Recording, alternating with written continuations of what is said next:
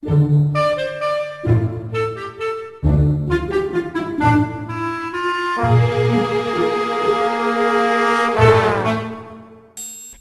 you walk into a small town, and in that small town you notice a bookstore. You walk into the store and browse its aisles. You pause and you pick up, say, David McCullough's biography on John Adams. But after mulling it over, you decide you don't have time for books. You leave the store, and from there you walk down Main Street, and this time you notice a video store. You walk in, and one of the first things you see is a poster advertising John Adams, HBO's adaptation of David McCullough's biography. Coincidence?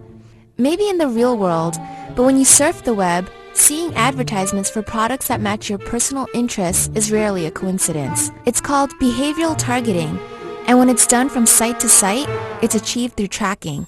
Advertisers see it as an effective tool, but some people worry that it's a violation of their privacy.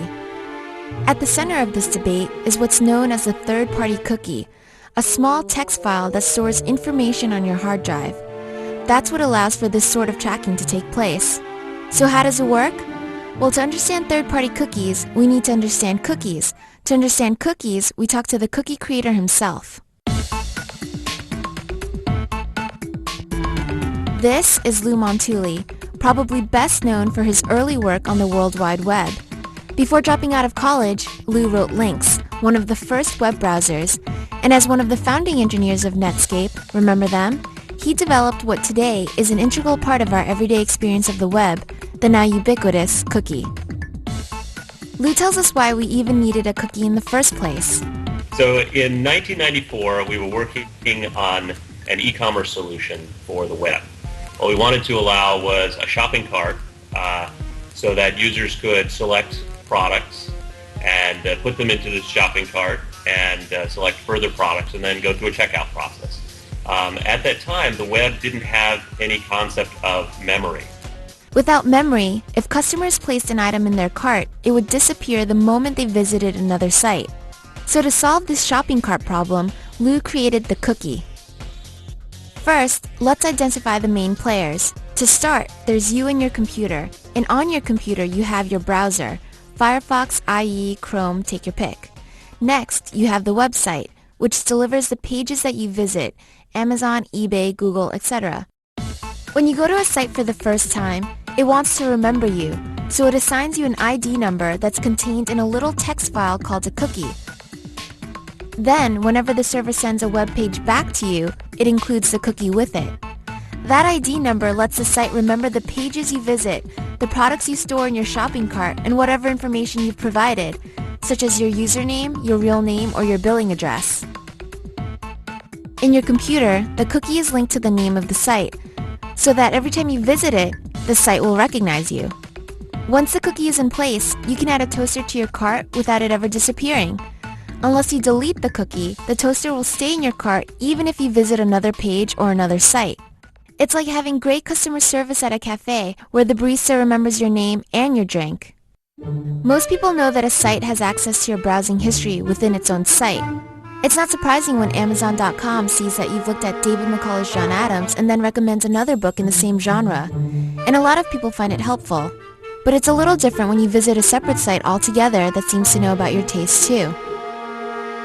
Even in the early stages of cookie creation, Lou was concerned about privacy issues. A fair amount of effort was given to try to keep cookies from being shared between various websites that are not related. Although limits were built into the cookie at the start, trackers, which are often ad networks, have found ways to work around those limitations, allowing them to follow your movements from site to site. They do this using the third-party cookie. Advertisers also request that websites install cookies on your computer.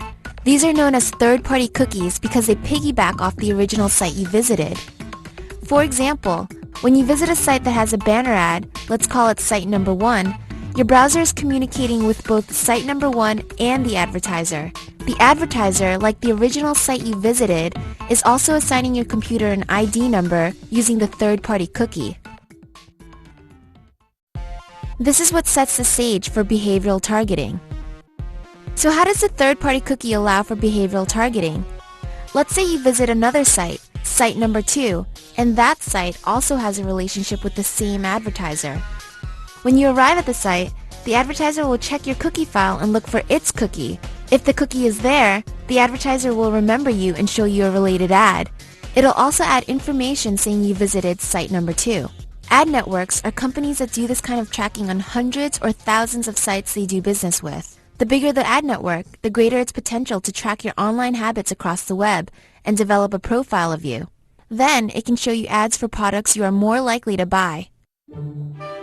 A lot of people concerned with privacy probably already know to delete their cookies, but trackers have figured out ways to work around this. Other tracking methods are less noticeable and harder to remove. Some, such as flash cookies, can respawn cookies you've deleted without your even knowing it. As the tracking business becomes a growing part of the online advertising ecosystem, privacy advocates are pushing for more regulation. They want greater transparency and better options for consumers to control what's known about them, so that when you browse the online bookstore and look at that copy of John Adams, you can decide who knows about it. For the Wall Street Journal, this is Christina Tsuei.